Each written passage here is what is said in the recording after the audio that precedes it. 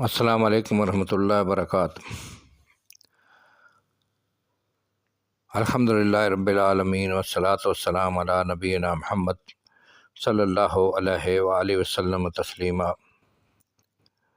لاکھوں درود کروڑوں سلام نبی پاک محمد مصطفیٰ صلی اللہ علیہ وسلم کی ذات گرامی پر۔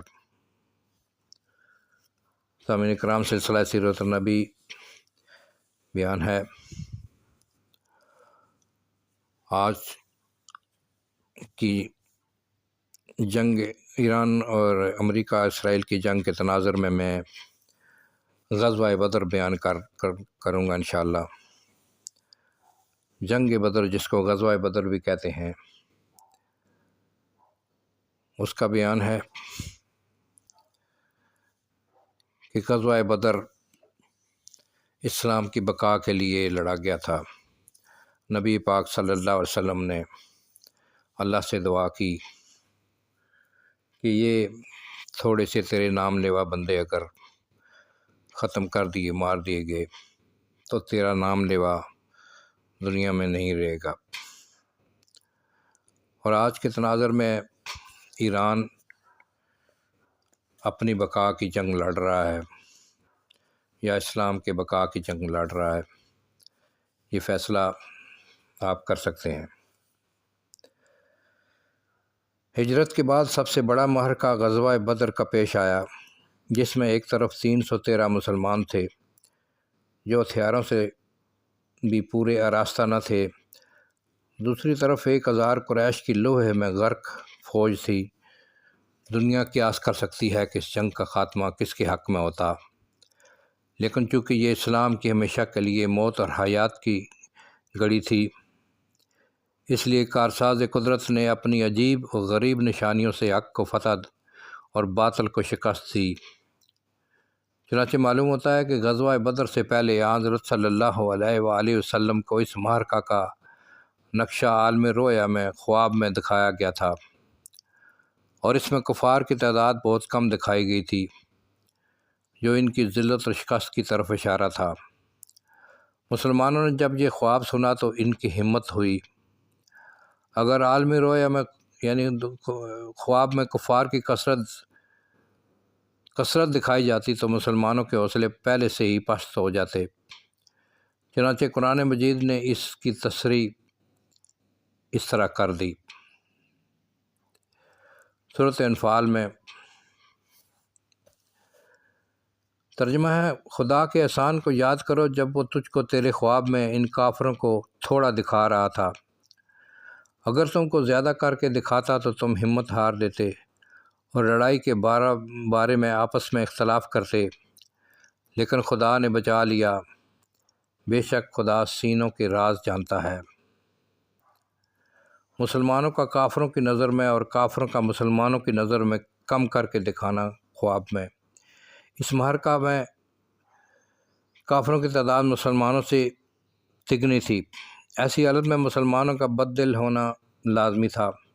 خدا نے اپنی قدرت کاملہ کا یہ تماشا دکھایا کہ مسلمانوں کی نگاہوں میں کچھ ایسا تغیر کر دیا کہ وہ مسلمانوں کو بہت تھوڑے معلوم ہونے لگے۔ ادھر کفار کو مسلمان تھوڑے نظر آتے تھے۔ مقصود یہ تھا کہ رؤسائے کفار میدان سے بچا کر نہ جانے پائیں۔ اس کی یہ تدبیر کہ مسلمان اپنی تعداد سے بھی کم ان کو نظر آنے لگے۔ اس کا اثر یہ ہوا کہ انہوں نے اپنی فتح کو یقینی سمجھ کر حصول نتیجہ کے لیے نہ تو سرفروشانہ کوشش کی اور نہ بھاگنے کی کوئی ضرورت سمجھی، اور یہی بات مسلمانوں کے حق میں مفید ہوگی۔ سورۃ انفال میں اللہ تعالیٰ نے فرماتے ہیں: خدا کے اس احسان کو یاد کرو جب تم دشمنوں سے صف آرا ہوئے تو وہ تمہاری نگاہوں میں ان کو تھوڑا کر کے دکھاتا تھا اور تم کو ان کی آنکھوں میں کم کر کے دکھا رہا تھا، تاکہ اس کام کو جس کا ہونا مقرر ہے طے کر دے اور ہو جائے۔ پھر کافروں کی آنکھوں میں مسلمانوں کا دونا نظر آنا۔ پہلے تو خدا نے کافروں کی نگاہوں میں مسلمانوں کو کم کر کے دکھایا تاکہ کفار بے پرواہ ہو کر لڑیں۔ پھر جب دونوں صفیں گھس گئی تو خدا کے حکم سے مسلمانوں کی تعداد دشمنوں کی آنکھوں میں ان کی اپنی تعداد سے بھی دگنی نظر آنے لگی۔ اللہ تعالیٰ نے فرشتوں کو بھیج کر مسلمانوں کی مدد کی۔ اس کا یہ اثر ہوا کہ قریش نے ڈر کر ہمت ہار دی۔ سورۃ آل عمران میں اللہ تعالیٰ فرماتا ہے، اے یہودیو، تمہارے لیے ان دونوں فوجوں میں جو صف آرا ہوئیں، جن میں ایک خدا کی راہ میں لڑ رہی تھی اور دوسری خدا کی منکر تھی، یقیناً ایک نشانی تھی۔ کافروں کا لشکر آنکھوں دیکھتے اپنی مد مقابل فوج کو اپنے سے دونا دیکھ رہا تھا، اور اللہ جس کی چاہتا ہے اپنی مدد سے تائید کرتا ہے۔ اس واقعہ میں ان لوگوں کے لیے جو چشم بینا رکھتے ہیں بڑی عبرت ہے۔ یہاں یہودیوں کو اس لیے کہا گیا ہے کیونکہ یہودی ہمیشہ سے سازش کرتے آئے ہیں، اور یہ سازشی قوم ہے، اور آج بھی سازش کر کے ایران اور مسلمانوں کو آپس میں لڑانے کی سازش کر رہا ہے۔ اللہ تعالیٰ اس کو انشاءاللہ کامیاب نہیں ہونے دے گا۔ فرشتوں کی آمد و مسلمانوں کی تعداد بڑھ کر کیوں کر بڑھ گئی؟ کیا آسمان سے فرشتے اتر آئے تھے؟ خدا فرماتا ہے، سورۃ انفال ترجمہ، یاد کرو جب تم اپنے پروردگار سے فریاد کر رہے تھے تو اس نے تمہاری سن لی کہ میں لگاتار 1000 فرشتوں سے تمہاری مدد کروں گا، اور خدا نے یہ نہیں کیا بلکہ خوش کرنے کے لیے اور تاکہ تمہارے دل مطمئن ہوں، ورنہ فتح تو اللہ ہی کی طرف سے ہے، اللہ غالب حکمت والا ہے۔ اور سورۃ انفال میں ہی اللہ تعالیٰ فرماتا ہے، یاد کرو جب تیرا پروردگار فرشتوں کو وحی کر رہا تھا کہ میں تمہارے ساتھ ہوں، تو تم مسلمانوں کے دل مضبوط کیے رہو، کافروں کے دلوں میں عنقریب مسلمانوں کا رعب ڈال دوں گا۔ میدان جنگ میں پانی برسانا۔ بدر کے میدان میں جہاں مسلمانوں نے اپنی صفیں قائم کی تھی وہ جگہ بلند تھی، اور جہاں سے قریش کی فوج لڑ رہی تھی وہ جگہ نشیب میں تھی۔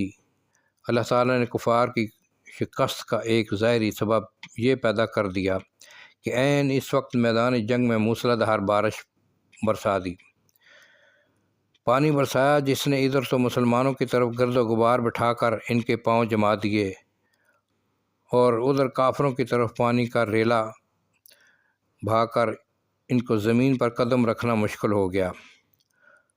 خدا فرماتا ہے سورۃ انفال میں، اور خدا کے اس احسان کو یاد کرو کہ جب وہ آسمان سے پانی برسا رہا تھا تاکہ تم کو اس پانی سے پاک کرے اور ناپاکی تم سے دور کرے اور تمہارے دلوں کو مضبوط کرے اور اس سے قدموں کو جما دے۔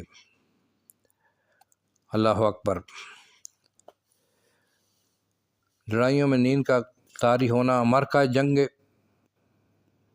بدر وہ مقام ہے جہاں بڑے بڑے بہادروں کی آنکھ سے نیند اڑ جاتی ہے، مگر مایہ تسکین عالم صلی اللہ علیہ وسلم کا اعجاز یہ تھا کہ بدر واحد کے کارزاروں میں مسلمان سپاہیوں کی بے خطری اور بے خوفی کے لیے ان کی آنکھوں میں نیند کا غلبہ کر دیا، تاکہ کسی خوف و خطر کا خیال کیے بغیر وہ اپنے فرض کو انجام دیں۔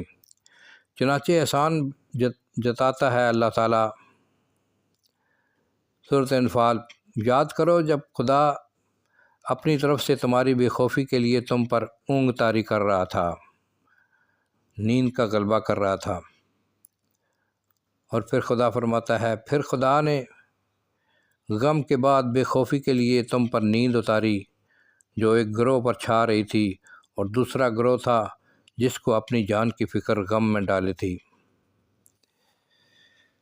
آپ کا کنکریاں پھینکنا۔ یہ سب کچھ تھا، لیکن عین اس واردگیر کے معرکہ میں ایک مقدس وجود پر سکون دل اور سر بسجود پیشانی کے ساتھ ظاہری ہتھیاروں سے منزہ ہو کر دعاؤں میں مصروف تھا۔ اس نے سر اٹھایا، اس حیرت ناک منظر پر نگاہ ڈالی اور زمین سے ایک مٹھی کنکری اور خاک اٹھا کر دشمن کی طرف پھینکی۔ دفعتاً باطل کا طلسم چور چور تھا۔ قرآن گواہی دیتا ہے، سورۃ انفال، تو تم نے مسلمانوں ان کو قتل نہیں کیا بلکہ خود خدا نے ان کو قتل کیا، اور اے پیغمبر تو نے نہیں پھینکا جب تو نے پھینکا بلکہ خدا نے پھینکا کہ مسلمانوں کو اس سے فتح اچھی نعمت عطا کرے۔ خدا دعاؤں کا سننے والا اور بھیدوں کا جاننے والا ہے۔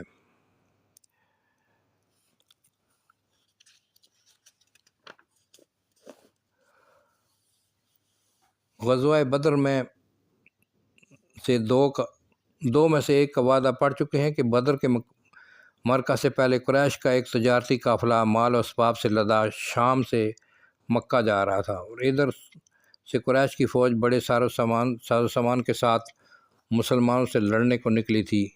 مدینہ سے نکلنے سے پہلے ہی اللہ تعالیٰ نے اس صورت واقعہ میں مسلمانوں کو آگاہ کر دیا اور کہہ دیا تھا کہ ان دونوں میں سے ایک چیز تم کو ملے گی، یا تو یہ قافلہ اور یا قریش کی فوج شکست کھائے گی اور تم کو غنیمت کا مال ملے گا۔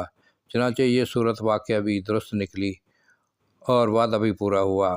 سورۃ انفال میں، اور یاد کرو جب تم سے اللہ وعدہ کر رہا تھا کہ ان دو گروہوں میں سے ایک تمہارا ہے۔ سامعین کرام، یہ تھے حالات غزوہ بدر کے۔ غزوہ بدر میں اللہ تعالیٰ نے فرشتوں کی مدد سے مسلمانوں کی مدد کی اور ان کو فتح نصیب ہوئی، اور قریش مکہ کے بڑے بڑے سردار غزوہ بدر میں مارے گئے۔ آج ہم یہ دعا کرتے ہیں کہ اللہ تعالیٰ مسلمانوں کو فتح نصیب کرے اور یہود و نصارہ کو شکست اللہ تعالیٰ کی طرف سے ہو، انشاءاللہ ہوگی۔ آج کا ویڈیو میں یہیں پر ختم کرتا ہوں، اس سے انشاءاللہ اگلی ویڈیو غزوہ احزاب یعنی غزوہ خندق کے بارے میں انشاءاللہ بیان ہوگا کہ جب یہود و نصارہ مل کر، یہود اور کفار قریش مل کر مسلمان پر چڑھ دوڑے تھے، اور آج بھی یہود و نصارہ مل کر مسلمانوں پر چڑھے ہوئے ہیں، چڑھ دوڑ رہے ہیں۔ اللہ تعالیٰ انشاءاللہ ان کو شکست دے گا۔ اللہ تعالیٰ انشاءاللہ مسلمانوں کی مدد فرمائے گا۔ السلام علیکم ورحمۃ اللہ وبرکاتہ۔